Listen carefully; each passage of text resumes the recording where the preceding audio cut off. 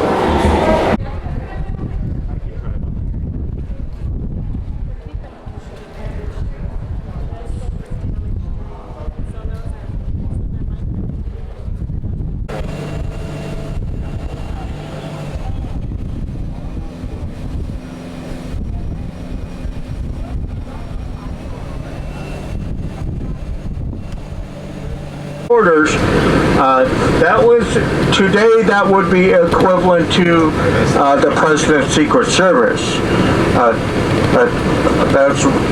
That's where they lived in that little mini castle, and you'll see that a little bit here while we're downtown.